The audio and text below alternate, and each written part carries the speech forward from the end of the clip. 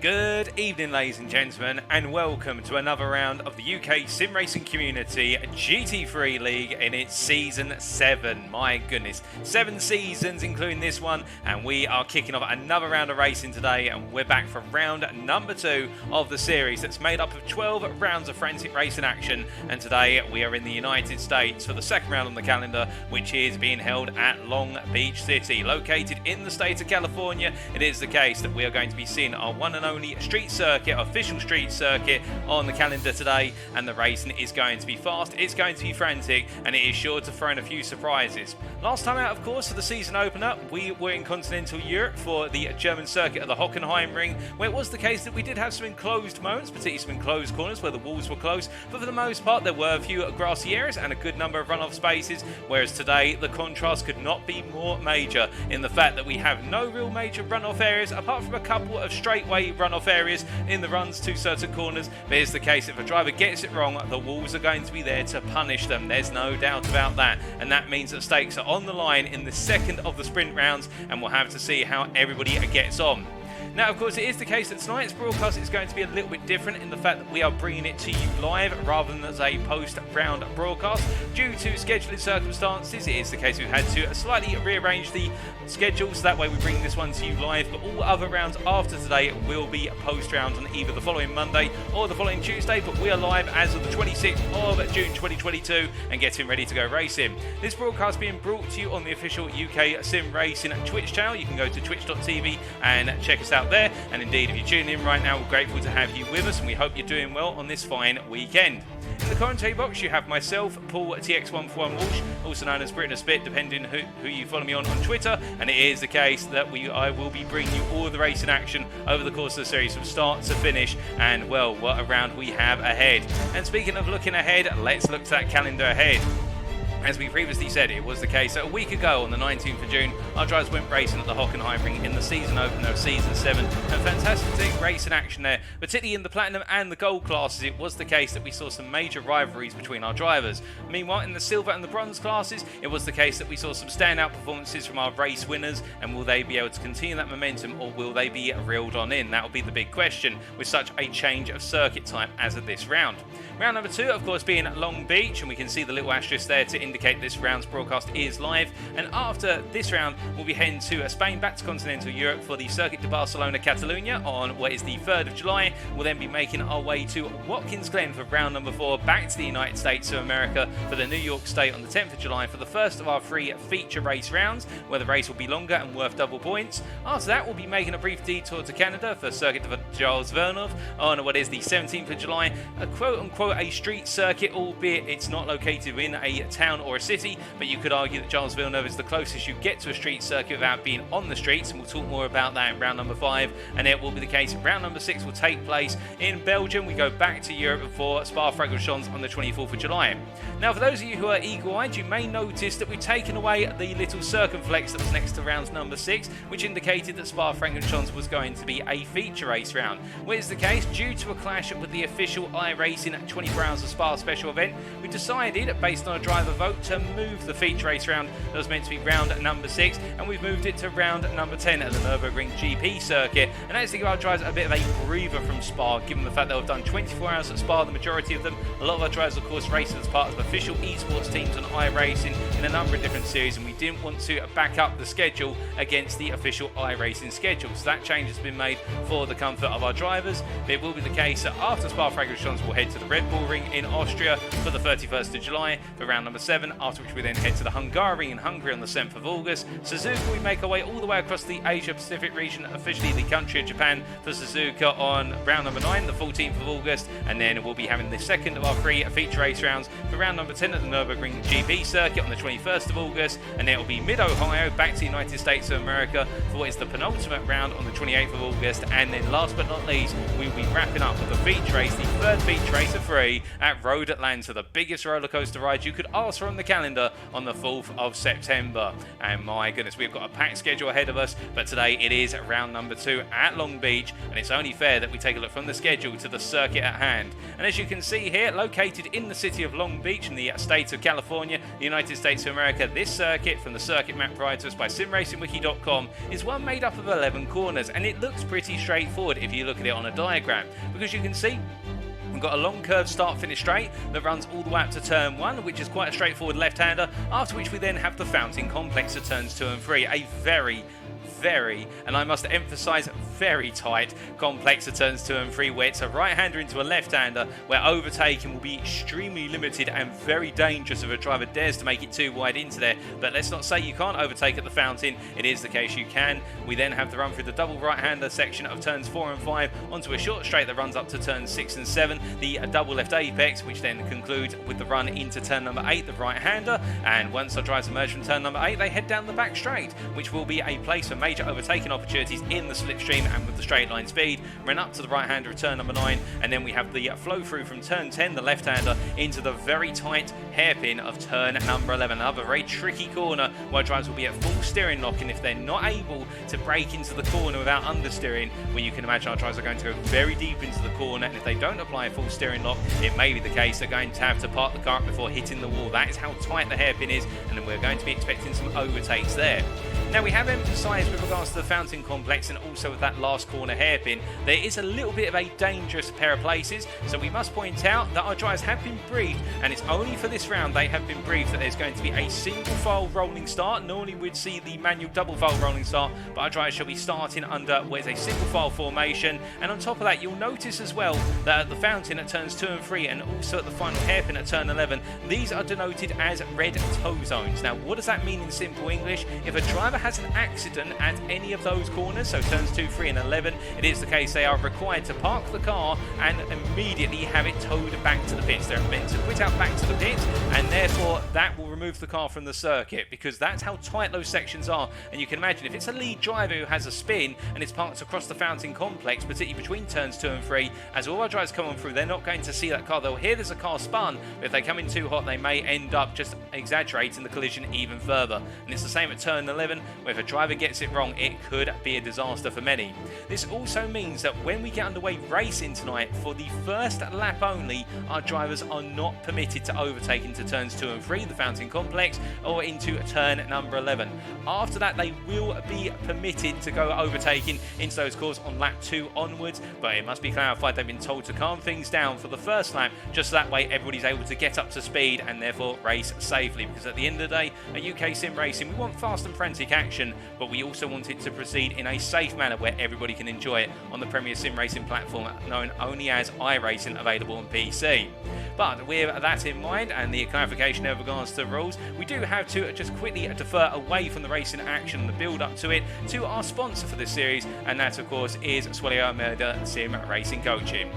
Hello guys, my name is Suelio Almeida. I am a multi-champion sim racer and professional racing coach with more than 1,300 hours of experience so far. My background is a little bit odd. I'm actually a master in piano, in classical piano.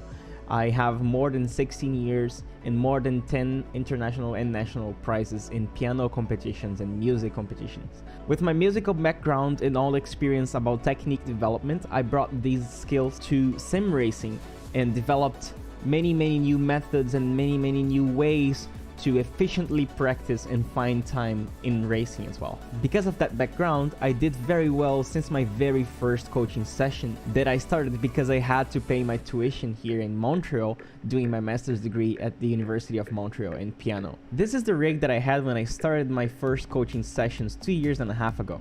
By that time, I was already within the 0.38% top drivers in the world in iRacing. Back then, I was already able to claim my first overall season in Formula 3 in iRacing, which is a very difficult achievement as I was competing with former World Championship drivers. I ended up collecting many other championships as well.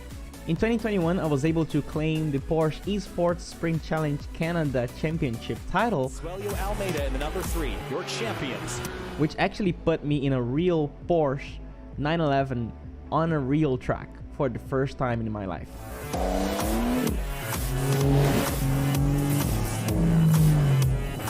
And the key for that, guys, was proper practice, efficient practice. I really used my hours to always learn something new. Every time I was going to practice, I was really looking for new information, external information, opinions from teammates, from friends. I did coaching sessions. I really researched. I read books about setups. I read articles, videos about racing techniques and how to develop them. And I really wanted to, you know, always grow, never hit a plateau. I really wanted to always learn something.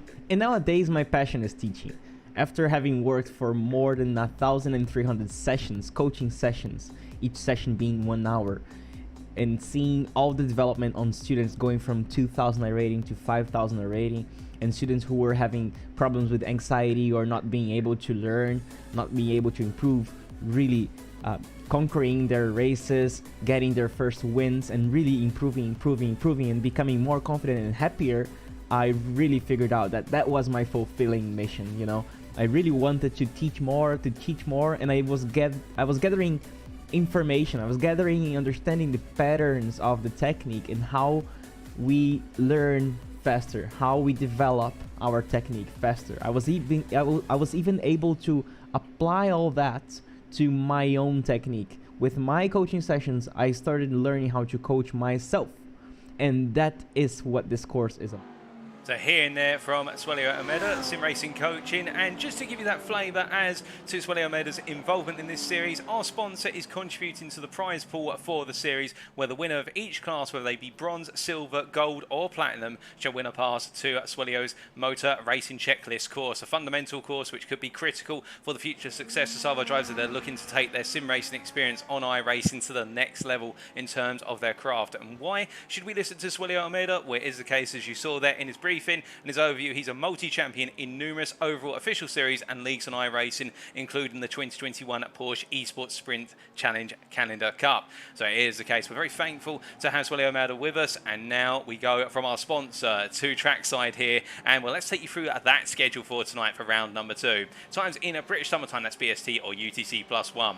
In just under 3 minutes time, we'll be getting underway with our 15-minute qualifying session. That will be the closed qualifying session, where I believe our drivers will be having the circuit to themselves in isolated sessions, and they'll have 15 minutes to be able to put in the best possible lap in preparation for setting the grid for our one and only sprint race. Whereas qualifying kicks off at 8 o'clock this evening, it'll be the case that the sprint race follows immediately after at 8:15, and that will be a 40-minute race with frantic action, racing from start to finish. And the aim is, of course, to be at the head of your class, come the checkered flag, to get the maximum possible points. And if you're able to pick up the fastest lap as well, that's an extra point to the tally. But as our drivers are waiting to get racing right now, they're currently undergoing the drivers briefing, the pre-race drivers briefing. But we can see, coming away from our race schedule information there to our official practice times at this time, it is the case that our drivers continue to make their way on around, and we look to Jonathan Hitchin here in the platinum class, the British driver making his way into the final corner. It is Si Anthony who has set the fastest time in this final practice session, whereby at 1:17.987. But we did see some very fast times from Alistair Kurt,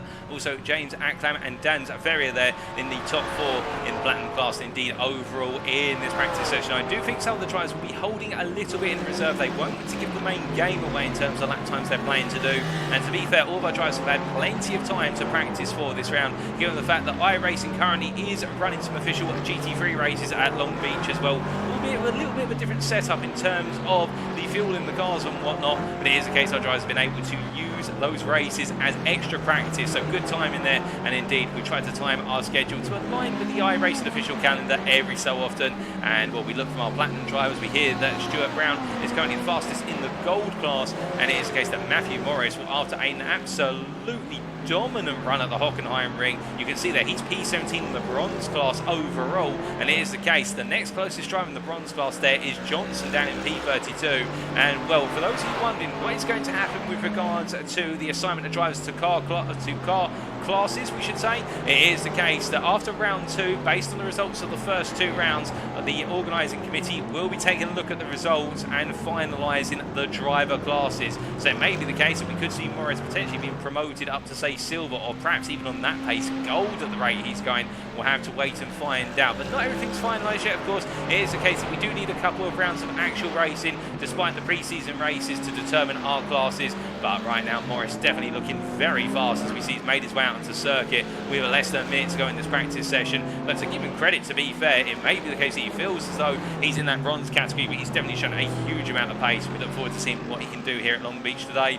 Meanwhile, we see also in the silver class there, it is the case that making his debut as of tonight, Billy Bob Ray is currently the fastest in P21, the TGC racing driver. He had to miss the opening round of the season due to circumstances, but it is the case we have him here tonight. And we do have quite a few drivers we didn't see in round number 1 taking to the tarmac tonight. To give you an example, Dan Sverre there, P6, overall in the platinum class as well, just one of many. And indeed, we have so many drivers signed up for this season. We've got 48 drivers taking to the tarmac tonight at Long Beach. Absolutely brilliant after an absolutely crammed season opener at the Hockenheim Ring. The trend continues here, and it's great to see. And now we are only moments away from going qualifying. And as we wait to go qualifying, we do say hello to a good number of you in the Twitch chat. Do not be shy, feel free to say hi. We say hello there to 306 Rally, who is dropping this round and therefore will not be participating in the silver class today. And also we say hello to Titan Taylor, and I believe that's Stuart P. Taylor from TGC Racing. I hope you're doing well, Stuart. And well, now qualifying is underway, and it is the case that we will see our drivers make their way out on circuit in due course here. And as you can see, it is an isolated qualifying session, so everybody has their own instance of the circuit in which they will be doing their qualifying laps. We will ride on board with a number of drivers here with regards to the laps they put in to give you a feel of what it's like to drive around the Long Beach circuit in a GT3. And thank you for clarifying there, David, at 306 at Rally is yourself, like David Larson, and indeed an absolutely brilliant performance from yourself, David, back at the Hockenheim Ring. And I do apologise, by the way, if I do mismatch some of the Twitch usernames to the drivers. It is the case, still learning, but I'll try and commit you to memory for the purposes of round number 3 onwards. But as we see here, Billy Bob Ray making his way through what is turn number 6 and 7 and up towards 8. We can also see a little bit further around. It is the case in their own session. We've got Alex Hill here in the platinum class making his way right now into turn 6 and 7 as well in the BMW M4. And in terms of what you need here at Long Beach to deliver a strong lap, it's less about the car you're running. It's more about your ability to keep it consistent and keep it away from the wall. Of course, we will see that the Mercedes and the BMWs will be very strong on the straights around here, whereas in the more corner-orientated opening half of the lap, we will see the likes of the mid-engine rear-wheel drive machines, such as the Porsche, for example, and the Lamborghini Huracan, do very well there because they've got the extra rotation in the car. So there's a lot to play with. And, well, as we see Dan Sverre here making his way through the final corner, we ride on board with the SAS racing driver here in the Ferrari 488 GT3 Evo to give you a flying lap in the platinum class. So as he makes his way across the timeline, it's a long run now through the gradual kink in the start-finish line straight to head down towards turn number 1 here. Going up to 5th gear, looking for his brake marker on the right-hand side, that 100-meter board, and he comes down the gearbox to 2nd gear, attacking that apex curve with 2 wheels on it, and now rolling up towards the fountain, braking into turn 2, and flying through here before he comes out to the kink of 3, and as he exits the fountain complex down to turn 4, in 2nd gear here, trying to get on the pound nice and early, just avoiding the wall before coming into turn 5. Again, 2nd gear corner, getting on the pound nice and early as he cuts across the apex curve there, low apex curve, he can cut quite a bit of it before he makes his way into the braking zone for turn 6 and 7, braking at the 200-meter board, and as he rolls on through there, nice early apex, trying to get on the throttle as soon as possible, exiting turn 7 and now down to turn 8, braking there at what was the 100-meter board, and as he flows through the right-hander, takes a good cut of the apex and just misses the wall by a hair's width before making his way down the back straight, heading up towards turn number 9. It's one of the faster sections here as he breaks his way down into turn number 9, coming at the 300-meter board and down through the gears, and as he flows through the left hand at turn number 10, balancing the throttle, and now the heavy braking zone of the hairpin at turn 11 away, it's down to 1st gear. You can see full steering lock there as he exits the corner, and now as he makes his way down towards the timeline, it's a brilliant opening lap by Dan Sverre.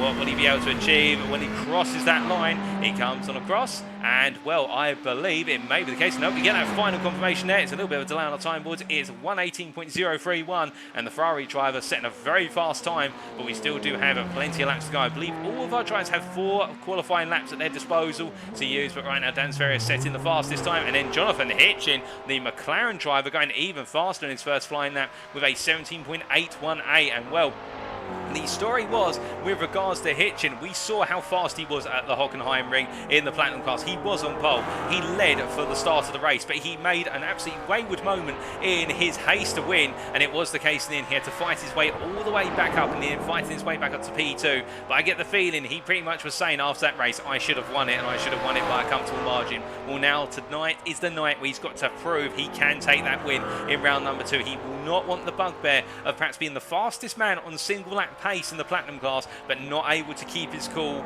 in the races. Not that I'm saying he won't be able to keep his cool, but that's the thing. He will want to drop the archetype before he gets to the end of the checker flag tonight. So if he gets it wrong here today, then it will be the case. He almost feels like he can deliver in qualifying, but he can't deliver in the races, and that's not to be, as he makes his way through turn number 9 and into 10. You can see there, as we see an improvement from Dominic Roberts, moving him up to P3 overall. It is the case that Hitchin continuing to push on as we've got more and more lap times coming in. We see Foster there, P6, and Hitchin actually getting it wrong on exit and peels into the pits. But now we look to Nathan Foster here in the Porsche 991 GT3 car as he makes his way through turn 6 and 7, and he's currently the fastest in the gold class by a sizable number of positions. You can see there 6/10 off of overall pole position provisional, but it is the case he in turn is the best part of a 10th faster than his nearest rival of Davies in P9 as he makes his way down the back straight here. We can also see in the bronze class Matthew Morris continuing off from where he left off at the Hockenheim Ring, P11 currently, as we see him. Oh, goodness me, and Foster losing the rear end there. He jumps to the pit,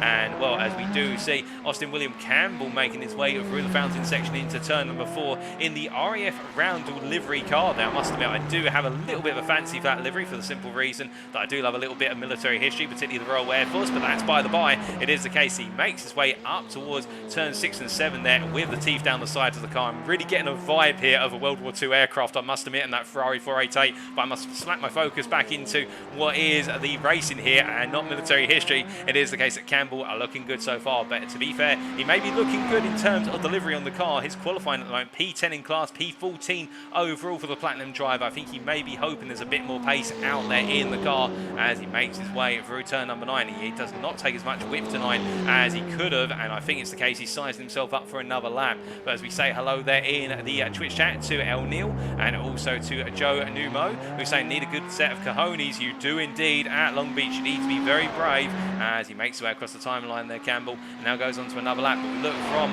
what is our Platinum driver to our Silver driver of Liam Murray right now. He's currently provisional pole in the Silver class, P20 overall in the Porsche 991, and as he makes his way there out of turn number 5 and down towards 6 and 7, it is the case that the Porsche driver right now looking good. To be fair, he's got an advantage of just under a 10th over Chris Hitchin, and Hitchin currently P22 overall, P2 in the Silver class. We are expecting these two to go toe-to-toe. Hitchin did show a lot of pace at the Hockenheim Ring, as did Murray, and now it's the case that Murray is going to have that opportunity in the absence of Lowison to try and find a way to take pole position and take the win, but we'll wait to see if that materialises. As we say hello to Tommy Box there in the Twitch chat as well. Hope you're doing well, Tommy. But it is the case as Murray makes his way now through turn number 10 and down towards 11.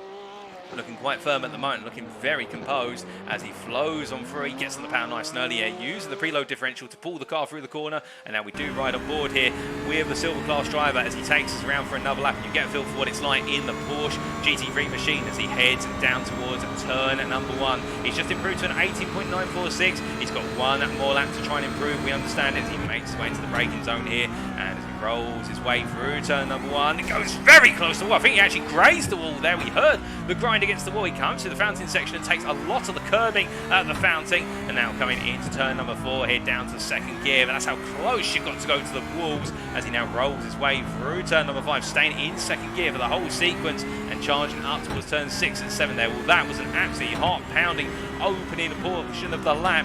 Now hopefully he can calm it down a little bit as he comes through 6, gets that nice early apex before flying through 7 and up into turn number 8. And after you've cleared turn 6 and 7, the lap calms down a little bit. You can take a breather and you can use the back straight here to cool your nerves as he makes his way out of turn number 8 and down towards 9, going up through the gearbox here. Not quite getting up to the highest speeds. Those are achieved on the start-finish straight, but getting close. He brakes there at the 300-meter board, rolls the car under trail braking into the corner as he exits in second gear, flying through a left-hander, balancing the throttle through turn number 10 and making his way into the braking zone at turn number 11 here. Hasn't been the perfect lap, and as he comes on through. Here's the case, you can see that he's down in his previous best over the course of the majority of the lap. Will he be able to improve come the final sector? I don't think so here. I think Liam Murray is going to have to give that lap a miss and try and get another one in, but he has to park up because he's out of laps. As we do look here to our bronze driver of what is Kevin Burke, as he makes his way to the timing line, and well, he's currently down in P36 overall, P3 in the bronze class, and as he crosses the line, he improves to what is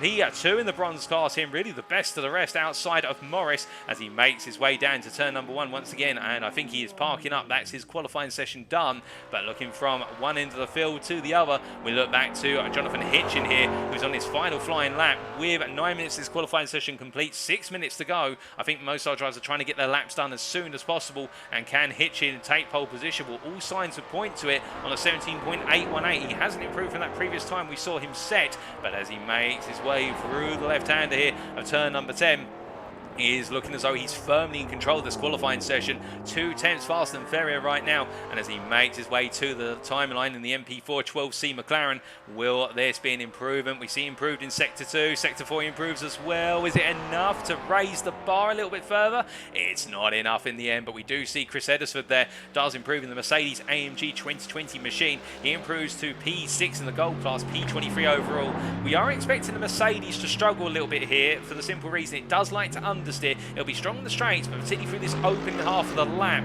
it is going to be a bit of a difficult car. We ride on board here with Eddersford to give you an idea of what it's like in the Mercedes. He makes his way into turn number 5, gets it very nicely over the curbs there. The Mercedes will have curb stability to its advantage. It's quite a heavy car. It's got a lot of mats located towards the front, whether it be in front engine, rear wheel drive, and as he drifts his way into turn 6 now, he must be running a lot of brake bias towards the rear, drifting under braking, now coming into 8 as he rolls the car through a more composed run through turn number 8 here, so he wants to get on that power as early as possible and use the Mercedes strength down this back straight. He goes charging on down here, heading up towards the braking zone for turn number 9, and now he's going to fight with the nose of the car as he brakes at the 300 meter board, takes a huge amount of apex curve there, unlike our mid-engine rear-wheel drive cars that we've ridden on board with, and as he comes through 10, absolutely hounding the car over the curves. Those poor curves are going to be needing a breathe, and he grazes the wall through the hairpin there as he makes his way out, and I don't think Edderson's going to improve as he's down in the opening 3 sectors. What about come the end of the final sector? I think it's not going to be an improvement. In fact, he comes to the line and immediately stamps the brakes on. He knows he's done in this qualifying session, as meanwhile Alan Lever comes out the final corner and is going very slowly. I think he's deciding to park it up, or he's had a whack to the wall coming through the hairpin. We've also got Peter Cox here making his way through the final corners in the BMW M4, and as he rolls his way on through, currently P26 overall, P9 in the gold class, he makes his way to the timeline. Will this be an improvement for Cox? I don't think it's going to be here. It looks a little bit slow exit there coming up the hairpin. He comes across the line, and as he does, it is not an improvement for Peter Cox, but he goes on to another lap. And in fact, we're going to ride on board here with Peter Cox. He takes us around in the BMW M4. As he comes down the gearbox into turn number 1 there, we ride on board the dashboard, heading in to the fountain section. It takes a huge amount of fountain. You've got to be careful, of course. The more of the fountain you take on entry, the more likely it will launch you towards the wall coming into turn number 3. And he had to catch the throttle there just in time as he now makes his way into turn number 5. And as he does, you can see they're just having to fight with the car. The car unsettled on the apex curve of 5. Now making his way down to turn 6, braking at the 200 meter marker. And as he rolls the car on through, it is a case right now Cox looking a bit more composed on the second half of this lap so far, as he's made his way into turn 6 and 7, now coming into 8, and hooks up turn 8 very nicely there. Just uses the right amount of width of the corner, and at the same time gets on the power nice and early. And as he makes his way now down towards turn number 9, braking that 300 meter board, will he use all the apex curve here? Yes, he does. What we saw Edison doing, which is really climbing over the curve in there, which of course the front engine rear wheel drive cars can do a little bit more compared to their mid engine rear wheel drive counterparts. And as he makes his way through the hairpin, you can see just how slow our drivers have got to go through the hairpin corner, but now it's a charge to the line, and Peter Cox has not improved so far in this lap, and I think it may be the case here as he comes across the timeline. It's not going to be an improvement overall. No, indeed it is not. He comes to the timeline, no change there from P26 overall, but we can see as he comes onto another lap, he's left it quite late. We've got Dominic Roberts who parks up, and now we've got Stuart Brown making his way around to the final corner here, and I suspect we haven't got many more laps to go for most of our drivers. In fact, Stuart Brown on his final lap, he comes to a timing line here, and as he comes on across, he improved in Sector 3. What about in Sector 4? Did he improve? He did. He goes pole position in the gold class. There does Brown on a 118.407. I think Foster would have thought he had it all done, but in the end he's been pipped to the post by 100th of a second, and that is all she wrote in the gold class, unless Peter Cox can pull something out of the bag, as right now we watch Morris making his way to the timing line, our pole sitter in the bronze class, and he crosses the line, and well, will he be able to improve even further? I don't think so. It is the case he goes on to another lap, but this has got to be a cool down lap. He has put in 4 laps already as he makes his way on out, and well, we've got Peter Cox. He is the only other driver right now in this qualifying session on a lap, so we stay with the gold driver as he makes his way through turn number 10, but you can see there the oversteer of the car, where it was understeering to oversteer transition. He had to really get the car to go into the latter half of turn 10. It was understeering wide, and I think he had to dab the brakes really hard in order to get the rear to lift, but as he now makes his way through 11 and in towards that time line, what's it going to be for Peter Cox this time, where it's an improvement in subsectors 3 and 4, but it's not an improvement overall, and Peter Cox in the end is going to be starting P26, and that will be for him, that will be P9, because he won't have enough time to put in another qualifying lap here, given that we have only got 1 minute to go, and also I believe he has used up his quota of qualifying laps as he makes his way around. But we also do see Matthew Morris here as he makes his way through what is, oh goodness me, Morris losing the rear end there into turn number 10, and that is going to be his qualifying session over. But I don't think he'll be worrying too much about that, given the fact that he is 8 tenths off of overall pole position, and he has out-qualified Kevin Burke by a sizable margin by 7 tenths. So you see there the problem that Matthew Morris has. He took an offline into the final hairpin, and as he makes his way down the start-finish straight, he had to reverse to get the car pointed, and well, you can see that sign there saying be prepared to stop. Well, that is a street sign. It's definitely the case. If you get it wrong into the hairpin, you've got to be prepared to stop the car, unless you want to be saying hello to the barrier as he is coming to line, and that is qualifying complete. It is Jonathan Hitchin who takes pole position as we now get ready to go racing, and let's take you through that grid order. So it is the case that after 15 minutes of qualifying, the grid is as follows. So round number 2 of the GT3 League Season 7, as brought to you by UK Sim Racing on iRacing. Jonathan Hitchin taking pole position in the end, well, 117.818, the overall pole and platinum pole, ahead of Dan Ferrier from SAS Racing in the end 2 tenths behind. Symphony Esports' Cy Anthony makes up our second row alongside Will T. Mason, and then we have Dominic Roberts and Alistair Kirk line up on row number 3. Alistair Kirk from TGC Racing qualifying ahead of James Acklam, who starts P7, starting off our fourth row, and it is our pole position driver in the gold class of Stuart Brown from Symphony Esports, who starts P8. On row number 5, we have Nathan Foster from the what is the very tricky position there of P9, given the fact that he'll have alongside him Christian Malakarek, who starts in P10. And then we have behind them on row number 6, Carl McGurk, and he'll be joined by James Armstrong, the gold driver, just out qualifying the platinum driver from Brabham Esports. We then have behind them on row number 7, Ryan Davis, and he'll be joined by Nathan J. Scott, the 2 gold drivers there side by side. And then we have our bronze pole sitter, Matthew Morris, starting P15 and starting off row number 8 with Alex Hill from Tiki Simsport alongside him. Austin Campbell starts off our 9th row in P17. He'll be joined by Nathan Willoughby from Effect Esports. And then we have Stephen Kennedy starting off our 10th row from TGC Racing, joined by his teammate, albeit in the silver class, and that is Billy Bob Ray. And Billy Bob Ray has taken pole position in the silver class there with that P20. Sam Congreve in P21 starts off our 11th row, the platinum driver being joined by the silver driver of Liam Murray in P22. We then have Chris Eddersford and Martin Tillin making up row number 12. Behind them on row number 13, Alan Lever from Two Old Dudes, and he'll be joined by Team Heavenly's Peter Cox, the 2 gold drivers down row 13. Row 14 made up of Joshua Pratt and Chris Hitchin. The Symphony Esports driver having a difficult qualifying session in the end, not qualifying where he would like to, I suspect. We then have Joe McManus from TGC Racing starting off our 15th row with Kevin Burke alongside in P30 there, and he is second in the bronze class, such as the dominance of Morris. And then we have Colin Patterson starting P31, and he will be joined on row number 16 by David Flanagan. We have Tyson Valander starting off our 17th row, being joined by Stephen Masters. We then have Mark Jennings starting off row number 18, being joined by Matez Pereira. And behind them, still going through the grid, we've got quite a grid to go through. Mark Johnson, the bronze class, is P37, being joined by Rob Armstrong. Then Ryan Williams from TGC Racing, being joined by James Conley, who starts P40, with Oscar Rocha starting at P41, starting off our 21st row from TGC Racing, and Andrew Murray alongside in P42. Behind them, Darren Sharples, the bronze stripe P43 with Christian Clark P44. And then we do have Eden Frisner. Oh, goodness me, I think we've already had the start of the race. My apologies, ladies and gentlemen. We are going racing. It was a short formation lap. We'll have to get away from that grid. And it is the case we go racing already under what is that single file start.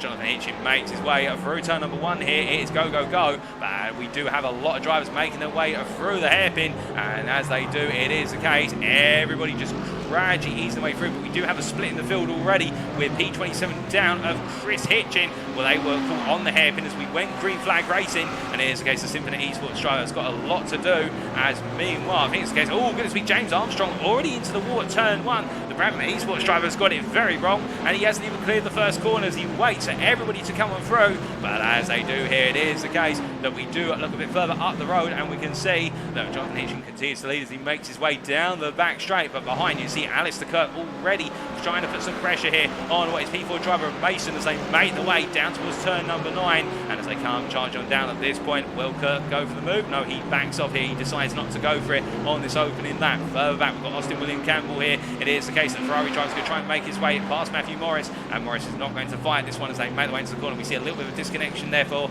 I believe that is Matthew Morris just having some connectivity issues in the rear of the picture as they make the way on through. But as they do, it is the case. We can see as they come charging through turn number 11. Well, one of the situations whereby further down the field we've got battling really kicking off. And here's Joshua Pratt called right behind right now. A whole pack of gold drivers, and he's a gold driver himself as he has to really back off the throttle going through the hairpin. He's chasing after Peter Cox there as they make the way onto lap number 2. They come charging on through. Not too many overtakes in this opening lap, but of course that is the result of the single file formation start. But as they make the way now down in towards turn number 1 once again, now our drivers can overtake into the fountain section of turns 2 and 3. They can also overtake into the hairpin of turn number 11. Now the real racing will kick off. It hasn't already, and now we'll start to see our drivers look to make those potential moves as Joshua Pratt continues to chase after Peter Cox as they make their way through turns 2 and 3. They come roaring on through, and as they do at this point, we do look from Peter Cox back up towards the front runners, and in particular we do look up to Will Mason here, who still has Alistair Kirk behind him. We ride on board the gearbox here, the P4 driver overall and in the platinum class as Kirk continues to keep an eye on. And as they run through, you can see under braking Mason there being caught very rapidly by Kirk. I think it is the case as hold up and say we do have to cut away. We've got Matthew Morris there with a spin coming out of turn number 5. What's happened to Matthew Morris as everybody has to come through? Let's take a look back. This was only moments ago from Matthew Morris, and as he's making his way, in fact, that's into turn number 8 there, the rear of the car. I suspect he's going to, oh, he clipped the wall there, and that's what led to the car turning, and Morris has lost it early.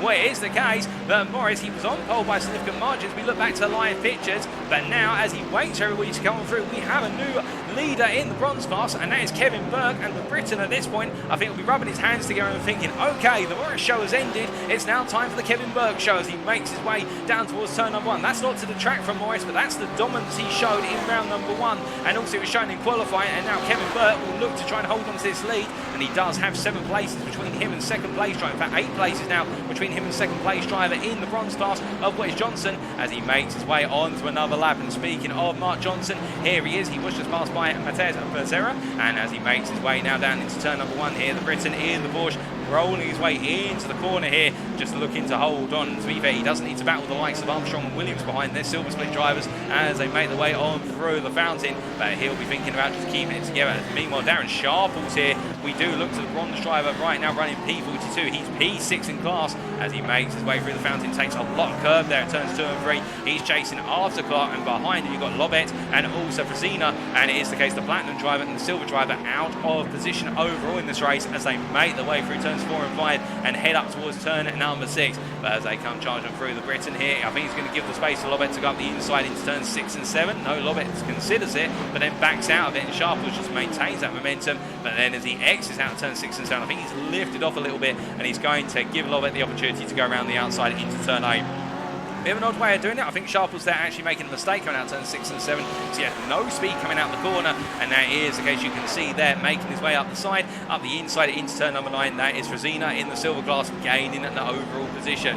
But as we look from towards the back of the field, towards the front of the field, we can see it is the case here. Well, in the battle for what is P7 at the foreground of the camera. That is Stuart Brown, and he is leading in the gold class, the Symphonite driver, and behind him that is Nathan Foster. Now these two, of course, rivals from round number 1 at the Hockenheimring. That rivalry continues. Oh, goodness me, it's Nathan Foster. They're just clipping the wall, and he won't want to do that too often as he makes his way down the back straight. That'll cost him a little bit of momentum, perhaps also the left wing mirror, although that stayed on the car, interestingly enough, as they make the way into a turn number 9 as they come roaring on through here. It is the case of Foster trying to do everything he can to keep that momentum as they roll their way through the corners, rolling through turn number 11, and as they come on through, you can see that they all have to go line astern. Nobody able to make that overtaking opportunity, as we're in that Stephen Kennedy's been involved in an incident, has had to jump to the pits. That's very unfortunate for Kennedy, who was running well at the time in the Platinum class, but he's dropped all the way to the back of the field. But right now we stay here with the battle for the gold class lead as they make the way down to turn 1 once again, but no change of minds. We're hearing that Billy Bob Ray has also had to jump to the pits, and well, what's happened to the TGC racing driver, we'll find out very shortly, as it was the case there. Malatrek just going very close to all Christian Malatrek as he rolls on through, and you can see behind now how McGurk in the gold class car is trying to get past the Platinum driver here because he wants to be in that fight for the win of the gold class. He doesn't want to be caught up behind the Platinum driver. Almost hits the wall there as he comes out of turn 5. And I think this is going to be the opportunity that McGurk needs, and he has not waited. He's gone round the outside immediately, and I think Malcharek has decided, you know, to back it off and just wait as we see a flash of lights there from McGurk, I think, to say thank you as they make their way through turn number 8 and down to the back straight. But we look from them, and meanwhile to the battle for what is P6 through to P10 in the gold class, and you're looking at it right now, and I'll focus on Peter Cox, who finds himself in amongst the drivers that range from Tilling all the way to Pratt as they make their way up into turn number 8, and that's Armstrong on the inside of your picture there, who's a lap down after an instant on the opening lap and having to stay out of the way due to the blue flags here as they all make their way down the back straight. And well, as they come charging down, Pratt here looking very close as we ride on board here with Joshua Pratt. He's looking for the move for what would be P9 in the gold class, but he can't find it into turn number 9. He has to wait for another opportunity as they roll their way on through the corner, and as they come through turn number 10, you can see the difference in lines there in identical machinery, both of them of course in the BMW M4, but Pratt able to take a lot more of the apex curve at turn number 10 compared to what is their Cox as they make their way now down to the start finish straight once again. And perhaps that's a sign that Pratt has built the car more for running on those curves compared to Peter Cox, and also trying to get rid of some of that understeer in the car as they make their way onto another lap. They charge on down towards turn number 1, and as they do, they've got a car coming out the pits. I do believe that's Kennedy who's just left the pits after that jump to the pits, that toe to the pits, if you will, for that instant earlier on. But Joshua Pratt right now getting very close to the back of Peter Cox as they make their way through the fountain section. They're so close to one another as they come through, and you can just see there Cox is not happy in that BMW. He's all over the shop as they make their way through turns 4 and 5, and as they do, it is the case, I think Cox having to try and settle the rear of that BMW down. It just does not seem to want to settle through these medium to low speed corners on power, and as they make their way through turns 6 and 7, it is the case now that Joshua Pratt having to really work the car there, and well, he's going to be thinking right now, Peter Cox is that unstable through the opening 5 corners. He's got to try and seize an opportunity. You can see it again there as they exit out of turn 8. Cox just really loading up the rear of the car. He gets the power out of the corner, to be fair. Pratt running on a much more stable car that loses out on the straights, but right now Cox literally on the limit in that BMW as we look from them to a bit further up the road. And we look to where's the battle for the gold class lead here, and you can see at the head of it, that is Stuart Brown in the Symphonite Ferrari 488. Behind him is Foster and also McGurk as they make the way, the trio make their way through turn 1 and into the fountain section here. And well, it's the gold class that's got the majority of the action happening right now, albeit we should say that whilst they roll their way through turns 4 and up into 5, we do look to the battle for P2 in the Platinum class here. Dan Sveria on the outside, that's the SAS Racing drive defending versus Cy Anthony. Cy Anthony in the Mercedes as they make the way into turn number 8, and Ferrier is going to be out of position as the Scotsman. As is the case, we can see that he takes a very tight line. That's only going to compromise his line even more down the back straight as we see Alistair Kirk powering his way on through, and I think Will Mason here is also going to have the run. Ferrier out of position, he's going to lose 3 places, or is he, as he makes his way into turn number 9? Which is the case? No, it's not a buy one get 2 free offer. It's the case, buy one get 1 free if you're trying to overtake the Scot at the moment as they make their way into turn number 11. But you can see there Alistair Kirk getting a much better run out of the corner, chasing down Cy Anthony as they make their way down the start finish straight. Here is the case that Alistair Kirk really pushing on, trying to gain that momentum for TGC Racing as they make their way down towards turn number 1,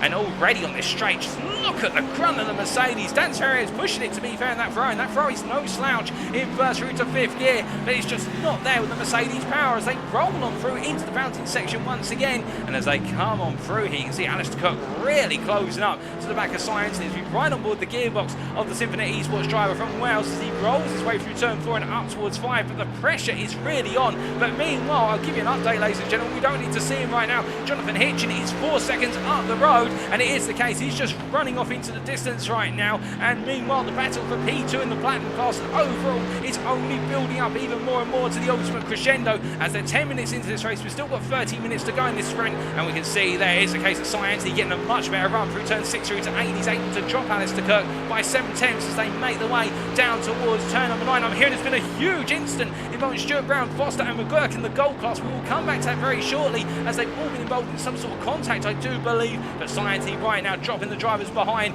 as they make their way into turn 11 hairpin, and as they roll on through, it is the case of Science now finding some stability in terms of that gap between himself and the rest of the pursuing Platinum pack as they make the way on towards lap number 9. But as they come on through, we take a look at what's happened here in the gold class. It's now Nathan Foster who is leading, but I think there's been a coming together.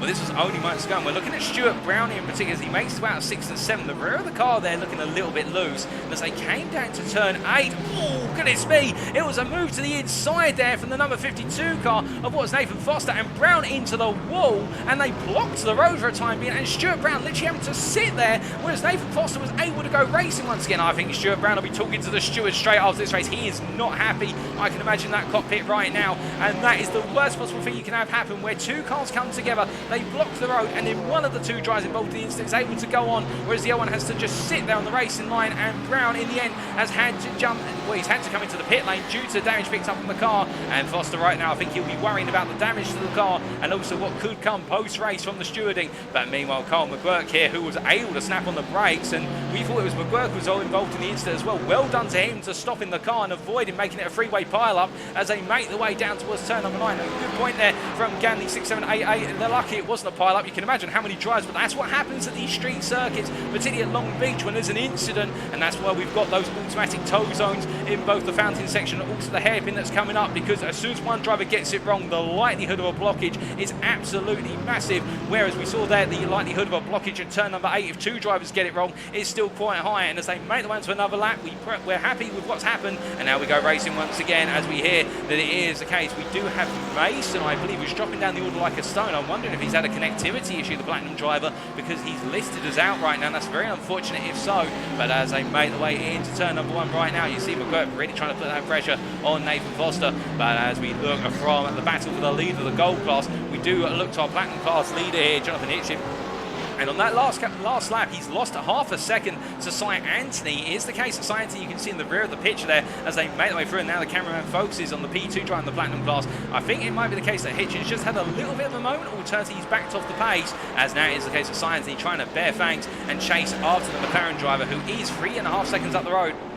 And that gap is a sizable gap, and well, we had a question there with regards to what happened to Lobet, and what I do think is the case that Damien Lobet has had a race not to be very happy with. He had an incident on the open lap. You can see the damage on that Audi R8, and as he rolls his way through turn 1 and into 2 right now, it is the case the Symphony Esports driver is trying to recover this race, but he's got a long way to go, but he's got a lot of time to go, to be fair, as he makes his way on around. And it is the case that Lobet right now trying to press on. But also we should point out that as well as that incident on the open lap, we did have two drivers who had qualifying bans for this round due to the fact they changed cars, and that was Damien Lobet and also Joe Newman, something we should have pointed out earlier, and we do apologise for not informing you of that, guys and girls. But it is the case that Damien Lobet, one of two drivers who was not allowed to take to the circuit for qualifying, and so he's picked up some damage early on, which upset his momentum, and he is now trying to charge his way up the order in this race as he makes his way down the back straight. But as he does here, it is the case he pushes on, and well, we look from Lobet to another driver who's trying to make ground, and that is Mark Jennings here, the British driver. You can see running currently P6 in the silver class, P27 overall, and in front of him that is Tyson Belenda as they make the way across the timeline and on to another lap. And as he comes charging down towards turn number 1, you can see it is the case of Belenda there, I think, worrying a little bit about the opportunity to go hunting after Flanagan in front, who's a gold driver, and Jennings trying to stay close as they make the way through the opening 3 corners. They go through the fountain section of turns 2 and 3. Jennings goes a little bit deep, and that upsets the car slightly. He loses a bit of momentum.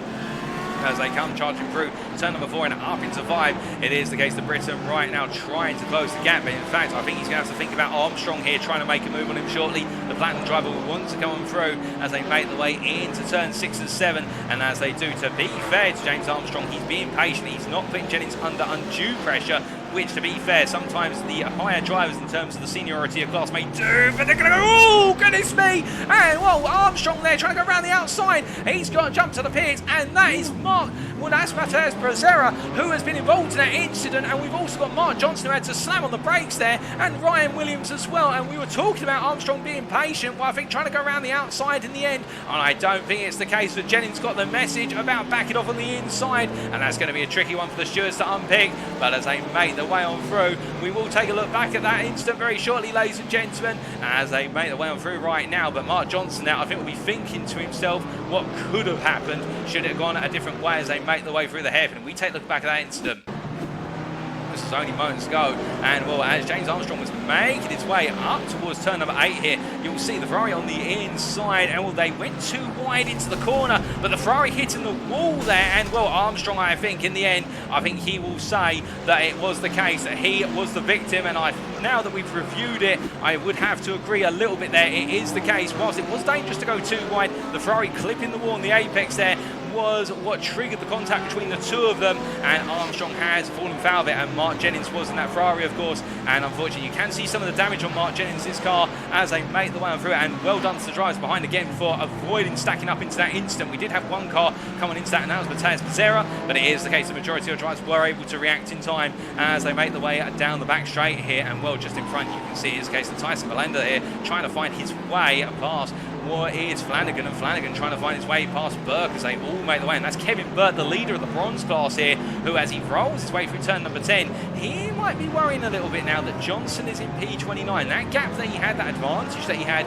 is not as great anymore. It's still a sizable gap to be fair, but it is closing on down. But we look again from the midfield to a little bit further up in the midfield, and in particular to that battle now for P5 in the gold class. And here's your P5 driver running P16 overall of Martin Tillin. He's quite clear of the pursuing drivers as he makes his way through. In fact, he rolls his way through. He's got such a gap here. It's 2.5 seconds, and it's Chris Edisford here, who in the Mercedes, the UK Sim Racing founder driver, as he makes his way up towards turn 6 and 7. It is the case that he has a whole host of gold drivers behind him, all battling for his position, and as they make the way through the left-hander, it is the case. We do have Alan Lever, Peter Cox, and Joshua Pratt all chasing after him here, all within only 2 seconds from front to tail, and now they're all trying to find that position and go hunting after Tilling, who you can see has just gone underneath the camera. And as they make the way up into turn number 9 with almost half this race complete, we are into the 18th minute of the 40 minutes. In this case, Edison has got a lot of pressure on, and that Mercedes looking strong on the straights, but everywhere else through the corners it's looking as though it's really having to be wielded through the corner. But to be fair, if anybody can,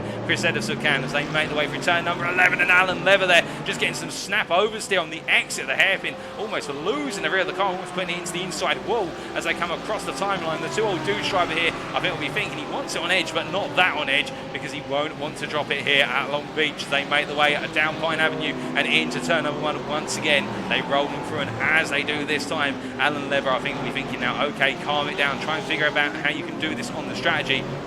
And strategy here can be very, very difficult, given the fact it is a street circuit. Overtaking, whilst it is possible, can come at a premium, and therefore I think our drivers will be thinking about those pit stops. Chris Hitchin into the pit lane. I can tell you, looking outside of my commentary box window right now, it is the case that he's gone for an early stop here just before the halfway mark. We're suspecting pit stops for all of our drivers here. It will be a one-stop race, but as they roll them through right now, we do look from the battle for what is P5 in the gold class to the battle for P6 in the platinum class. Well, in fact, it's the battle specifically for P8, and we've got Alex Hill here as he makes his way on through. Ahead of him, that is Willoughby, and behind that is Congreve as they make the way on through, and Alex Hill right now from TE Sims, but I think having to worry a little bit more about Sam Congreve behind as we ride on board here with the Mercedes AMG 2020 driver as he comes charging out of the final corner. You can see in the initial acceleration stakes the BMW has the advantage, but now as we make our way into the higher gears, this is where the AMG unleashes that V8 under the hood as they make the way down towards turn when he's getting closer and closer.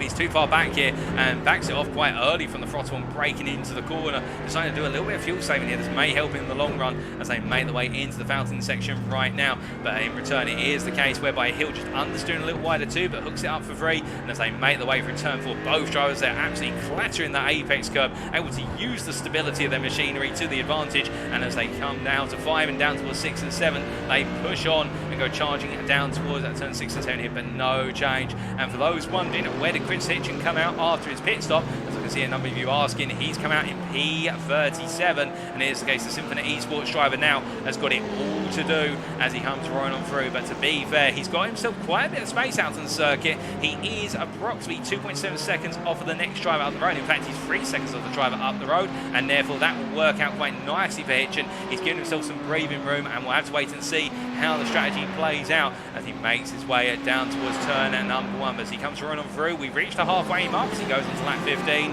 and we're battling for what is position. Now we see Peter Cox on the outside here going into turn number 9, and that is Lever on the inside, and Alan Lever has made the move on Peter Cox. Will we see Cox come back for Team Heavenlies as they make their way into the hairpin? No, there's no way on through as they make their way through the final corner. But Leverly there once again getting a little bit of oversteer on corner X. He loves snapping the rear end of that car, and ahead of that is Ray from TGC Racing, the silver class, who's a lap down after a disastrous start to the race, and he will be lifting off on the inside. They're making their way down towards turn number 1, and will Peter Cox be able to come back here into turn 1? He's considering it. He's going to go for it here into the corner, but he's not close enough, and in the end Lever is able to outbrake him, but Lever there just phases out of existence and then reappears, and it is the case that Alan Lever having some connectivity issues, but we can take a look back at that move for what was P7 in the gold class.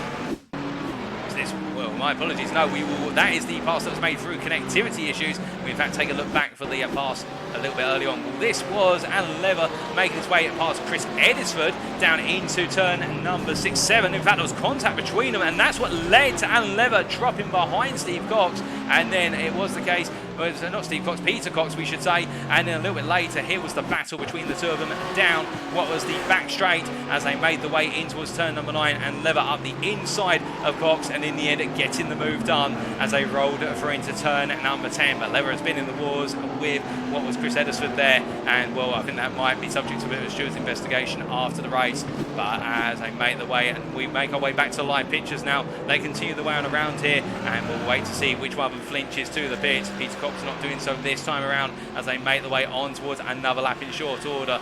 And as they come on through, we do look from them to the battle for the gold lead, and well, it is the case that Nathan Foster right now, he is the leader, but not by a huge margin. As we can see here, the Briton in the Porsche holding off the fast charger in the Mercedes behind of Carl McGurk as they make the way down into turn number 8. This corner, of course, holding bad memories for Foster right now as they make the way down towards turn number 9, and McGurk not able to find his way on through, but he is inching closer in the slipstream down the back straight as they head into turn number 9. They roll the way on through, and McGurk at this point, I think, thinking that he may not need to necessarily take the position of Foster, given the fact there will be a little bit of a query with regards to that contact between Foster and his rival earlier on in the race. But as they make the way through turn 11, of course, you want to win it out on circuit. You don't want to win it based on a steward's decision. So I think Carl McGurk will be trying to push for that win as soon as possible. But as they come down towards another lap here, we ride on board with the Mercedes driver. You can see that he's closing up gradually down the start-finish straight here, but not as much as he perhaps like. But he's closing up enough to make what is Foster there consider going defensive, and McGurk once again simply just tucking in behind and saying, you know what, I'm just going to wait for the opportunity a bit later on in the race. As they roll their way through the fountain, no change. That's Flanagan ahead, who is a lap down in the gold class, and therefore he'll be required to move out of the way based on blue flags in due course when they get close enough. But as they come charging on through, it is the case McGurk, they're having to fight with the steering wheel. He's very close to the back of Foster here. Will he go for the dive into turn 6-7? No, he waits. He's going to look for an opportunity as it's pit stop season down the pit lane right now. A lot of pit stops being made, we should point out.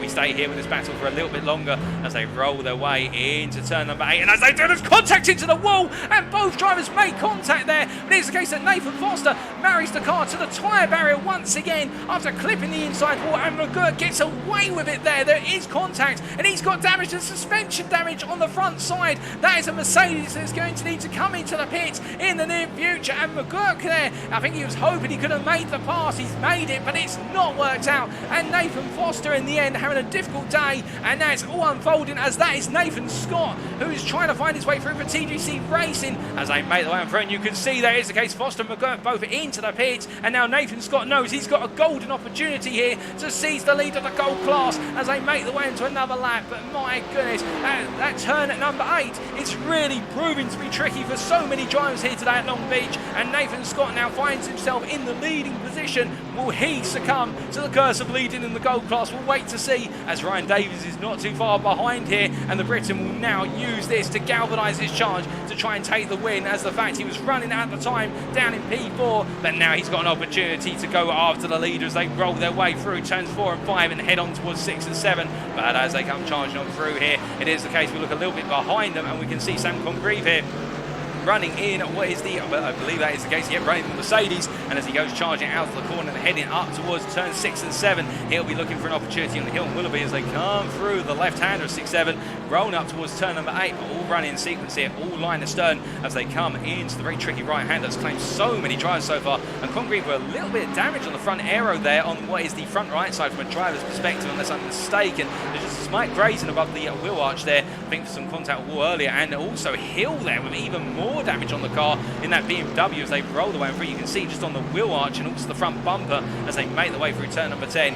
It is the case that it's proving to be a very tricky day in the office. And for those wondering, are fast repairs available? Yes, each of our drivers gets one fast repair, so therefore it is the case if anybody makes contact with the wall and then has to come into the pits at this point, they may be able to get away with it in terms of it damaging their overall race pace for a considerable period of time, but it is still also a worry to the mind, the fact they've had contact with a wall here. But it's a good question, Haggis Hunter, in the fact those fast repairs are being used up by a good number of drivers today, as we do see Sam Congreve here continue to try and find his way past Hill for what is P8 in the Platinum class, P10 overall, but no way through so far. But speaking of a way through, it is the case we look to the front of the field. Jonathan Hitchin continues to lead here in a McLaren with ever-going brake discs at the rear of the car, but look behind and you'll see Cy Anthony here, who has closed that gap to the leader to 2 seconds, but in return he's got Alistair Kirk literally breathing down his neck as they make the way through the hairpin. It's interesting to see the lines the two of them take. Cy Anthony decided to take a much later apex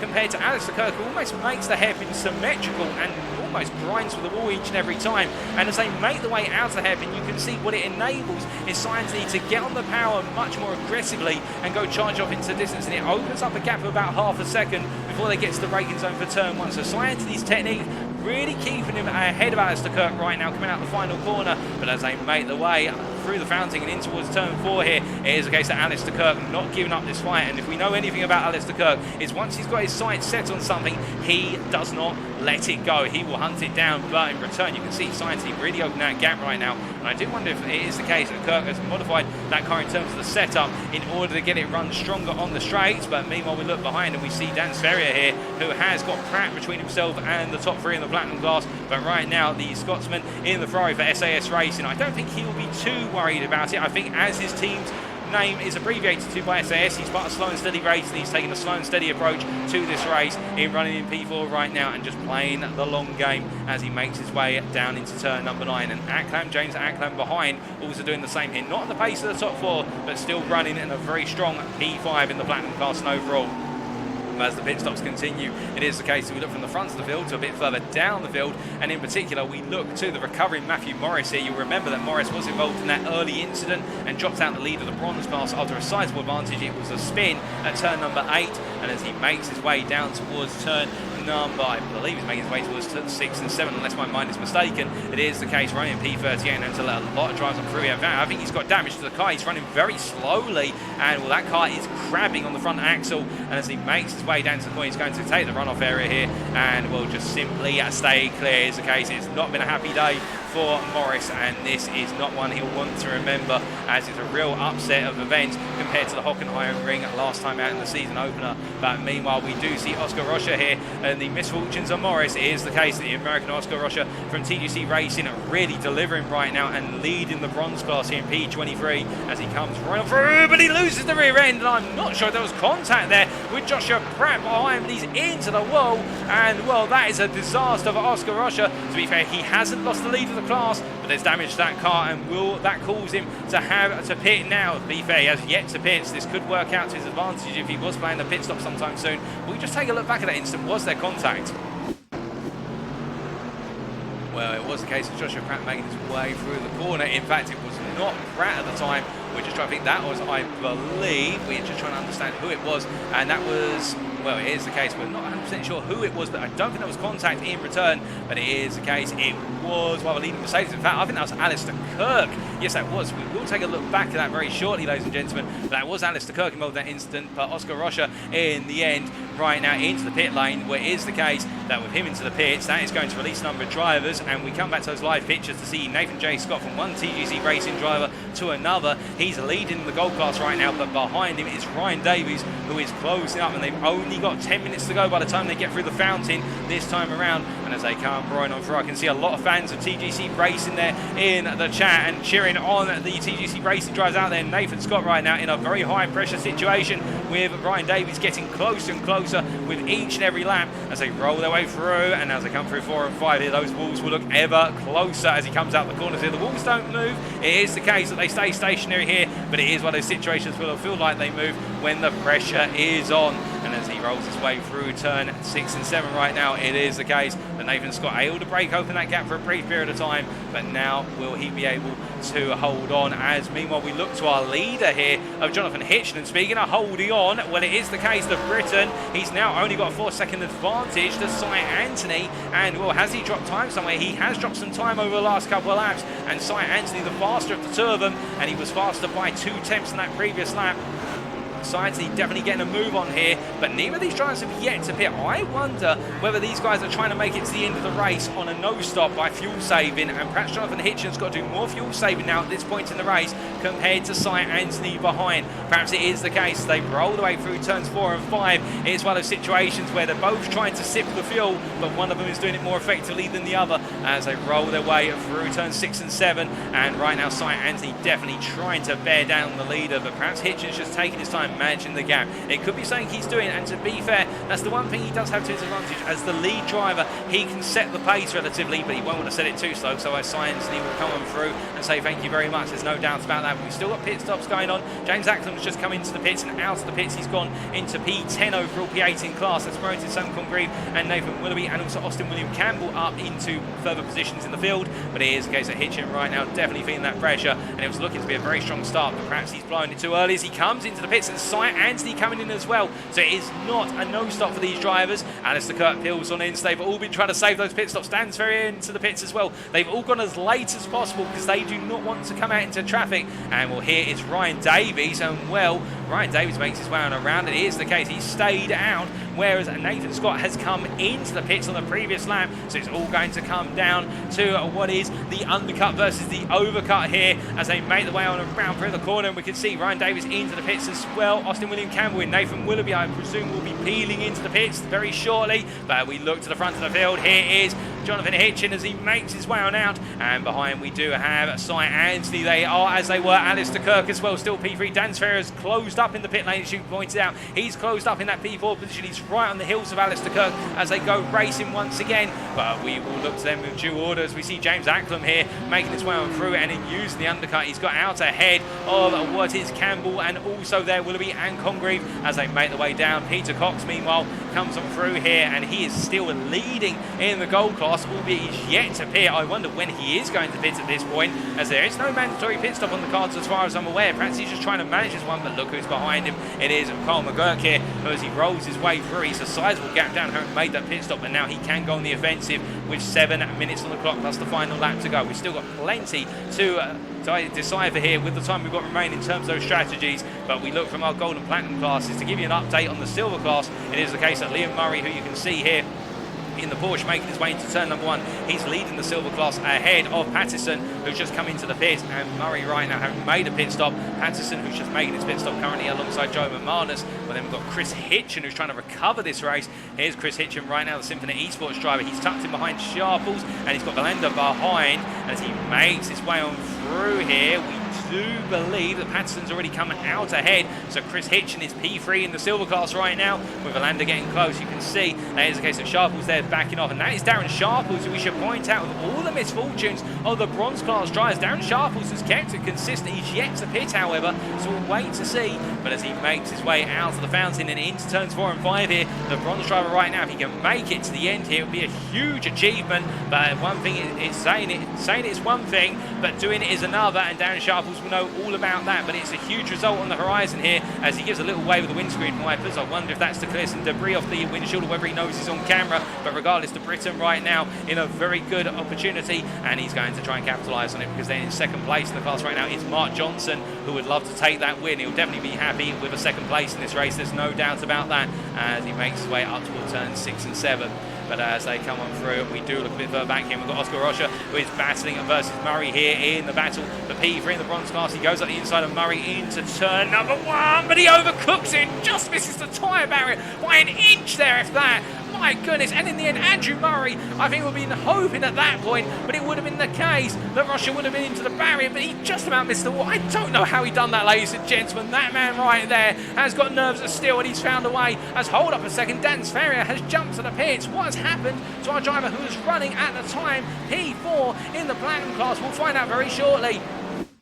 Well, here we go. This was Dan Ferrier only a moment ago, coming out to turn 1 into 2, and it was side by side with one of our gold class drivers there. And as he came on through turns 2 and 3, he lost the rear of the car, and that's just on the exit of the tow zone. And he's had to follow the rules, which is jump to the pits if you crash in the tow zone. And Dan Ferrier in the end with a major moment there. Lose now was looking to be a dead certain fifth place or higher finish in the platinum class, but now it has all gone wrong and he's lost out very dearly as they make the way on through. But meanwhile, it is the case that we do a look from Andrew Murray all the way out to the front of the field, and Jonathan Hitchen right now after that pit stop is only leading this race by 0.8 of a second ahead of Cy Anthony. And as they come roaring on down the back straight right now, well, will Cy Anthony find a way to undermine the pace of Jonathan Hitchen? He's been doing so very well so far. And Cy Anthony on that previous lap has set the fastest lap of the race, over an in-class of an 18.24. He swiped the best part of 7/10 out of Jonathan Hitchen in a single lap. Cy Anthony is here to race, and he's showing it now. It is the case. I think he's trying to get the message through to Hitchen. You may have been the fastest guy on the circuit in qualifying and also at the Hockenheim ring, but there's other drivers here who can do that as well, and Cy Anthony is definitely one of them as he makes his way down towards turn number 1, whereas they've only got 4 minutes on the clock right now plus the final. Alistair Kirk in the rear of the picture, he is slightly off the pace. He's half a second off the pace now, and I think nursing the car to P3. But right now Cy Anthony bearing his tanks, and Hitchen, to be fair, responding on that lap by going 600ths faster. So I think it's the case that Hitchen here definitely trying to manage that pace in the McLaren and keep it out of the wall. It's not long to go. They've only got a couple more laps, including this one, as they make the way on through. We do look to Nathan Willoughby here battling side by side on the exit of the hairpin. That is a battle with Congreve for what is P7 in the platinum class, P11 overall, as they make the way down the start-finish straight here. It's the long charge. We're hearing that Joe McManus has to jump to the pits. It's been an instant at the hairpin from what we're understanding, and that's going to upset the apple cart for a few drivers there. It's all kicking off now, but we focus here on Willoughby as he cannot find a way past Congreve for the time being as they roll their way on through. The platinum class is kicking off, the gold class as well, as we cut over to Alan Lever here, who is chasing after Joshua Pratt with only a couple of laps to go. They're battling for P7 in the gold class, P16 overall, as Lever looks to the inside. He's going to dare to go from that far back? No, he was just simply trying to fake out a move here and trying to get Pratt to miss his braking point, where it was worth an attempt at a dummy, but in the end it was never going to be a lunge from that far back. I think it'll be the case if he was going to go for that. Even Daniel Ricciardo would not go for a move from that far back in Formula 1, and he's known for making the very late lunges and sending it. But we do meanwhile look back to our leaders overall in the platinum class of Jonathan Hitchen versus Cy Anthony, and Cy Anthony continuing to bear down as they roll the way on through. We ride on board with the challenger here as they make their way through the fountain complex.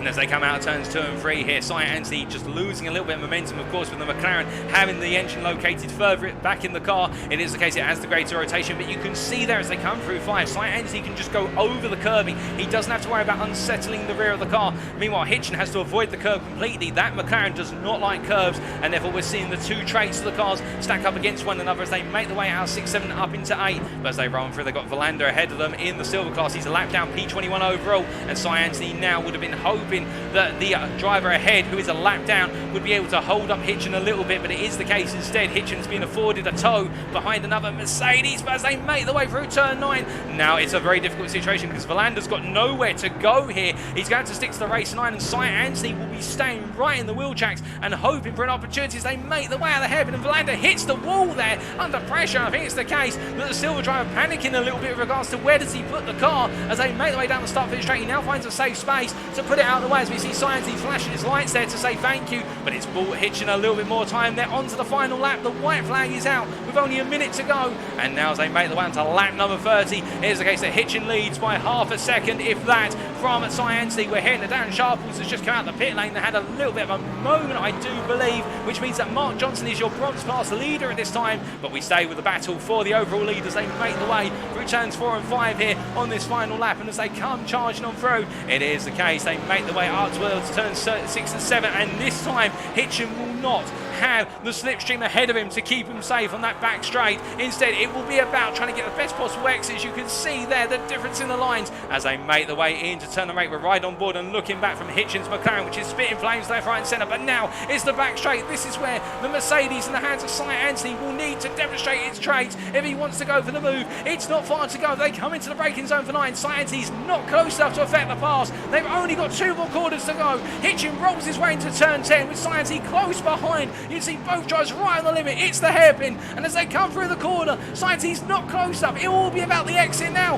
and I think Hitchin's done it. For as they come charging past the camera here and down towards the timeline, the checker flag is out, and it's Jonathan Hitchin who takes his first win in the series, his overall win in the Platinum class, ahead of Cy Anthony P2. Alistair Kirk in the end comes home P3 overall, and then it will be Carl McGurk who comes through the final 2 corners with a comfortable margin.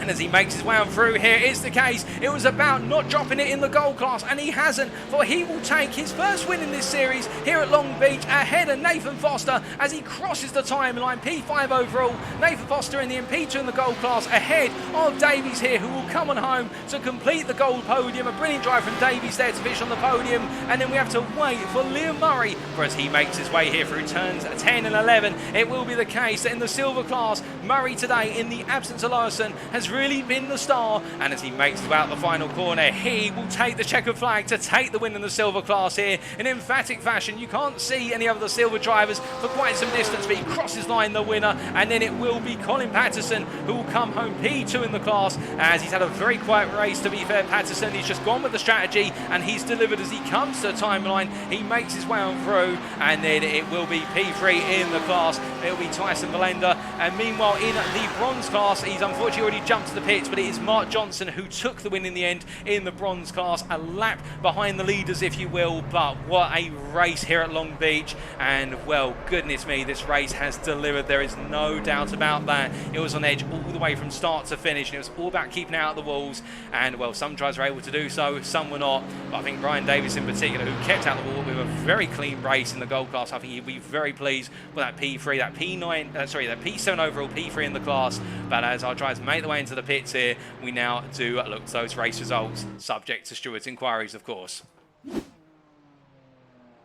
So as we can see here, looking at the race results in the end, Jonathan Hitchin taking the win by 4/10 of a second at Long Beach in round 2 of the GT3 League Season 7, as brought to you by UK Sim Racing, ahead of Cy Anthony and Alistair Kirk completing the overall podium. James Acklam in the MP4 ahead of Carl McGurk P5, Carl McGurk taking the win in the gold class, Nathan Foster P6, Ryan Davis P7, Austin Campbell P8, Nathan Scott in the MP9, and Christian Malcherek coming home to complete the top 10.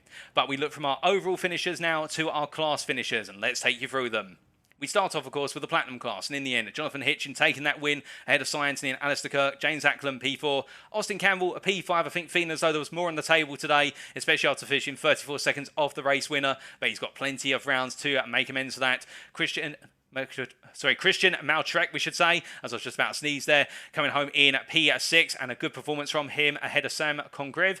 Nathan Willoughby, Damien Lobbett in the end having a difficult day at the office, and Alex Hill completing the Platinum top 10. Dan Ferrier in the end on course to come home P4 if it were not for a spin at the fountain right towards the end of the race, and he'll be kicking himself for that, the slow and steady driver, but you can imagine he'll be back in full force in a week's time. Dominic Roberts P12, James Armstrong at P13 with that early retirement, Stephen Kennedy and Will Mason there with retirements as well, completing the Platinum class. We then do have in the Gold class, as we update our standings there, Carl McGurk in the end up bringing home his maiden win in the series by 2.5 seconds ahead of Nathan Foster. Ryan Davis in the end completing the gold podium ahead of Nathan Scott. Chris Heddersford with a good finish in P5 in the end, really having to battle for that ahead of Martin Tilling and Joshua Pratt. Alan Lever P8 and Lever in the end very sideways in that Lamborghini, but to be fair, keeping it in control for two old dudes. Peter Cox P9 and David Flanagan competing the top 10 in the gold class ahead of Joe Newman, Stephen Masters and Stuart Brown. And then when we come to the silver class, it is the case that the complexion there was Liam Murray taking a dominant win by 15 seconds over Colin Patterson. Tyson Melander completing the silver podium with Chris Hitchin and Mateus Becerra coming home to complete the top 5. Mark James P6, Ryan Williams P7, Billy Bob Ray P8 for a difficult day for Billy Bob Ray. Rob Armstrong P9, Joe McManus P10 and Eden Frazina coming home in P11. And then we do have to complete our standings, the bronze class. And well, it was the case in the bronze class. It was all about not dropping it today. And Mark Johnson did not, winning in the end by 38.6 seconds ahead of Oscar Rocha. And then we have Andrew Murray completing the bronze podium with Kevin Burt and Darren Sharples completing the top 5. Sharples having a difficult end to his race after what was looking to be a potential podium as a minimum. James Connolly at P6, Christian Clark P7, Matthew Morris P8, and Nigel Easy with that difficult race and that retirement coming home in P9. Well, those are the standings, ladies and gentlemen, and with that, thank you very much for watching. And Long Beach has delivered today, but I think we've delivered here at UK Sim Racing Community as well. And if you want to know more about what we do in terms of what we represent and the series we run on a weekly basis on iRacing, then why not check out our official racing website? That's uksimracing.co.uk. Alternatively, you can go to our Twitter. That's twitter.com/UK Simracing _.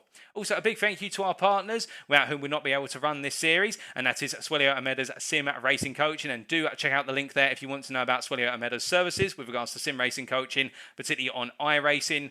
Unfortunately, we're not going to be able to bring you the updated championship standings now, given the fact that, of course, this is live and those standings will need to be agreed subject to post-race stewarding. But what we can say is that we'll be bringing you those standings in full force next time when we make our way to Spain. We head back to the European continent for the circuit to Barcelona, Catalonia for round number 3. The racing will occur on what is the Sunday, the 3rd of July, but we'll be bringing you the post-race broadcast as if it were live on Tuesday, the 5th of July, 2022. It's a very different circuit, normally a circuit associated with difficulty to overtake, so qualifying will be at a premium, but we'll have to wait and see whether Catalonia can deliver the drama and the highlights, much like Long Beach today. But until then, we have been UK Sim Racing. I have been your host, broadcaster and commentator, Paul TX141 Walsh, also known as Britain of Spit. And until next time, ladies and gentlemen, from all of us, remember to stay safe, stay well, stay smiling, but most importantly, remember to stay on track.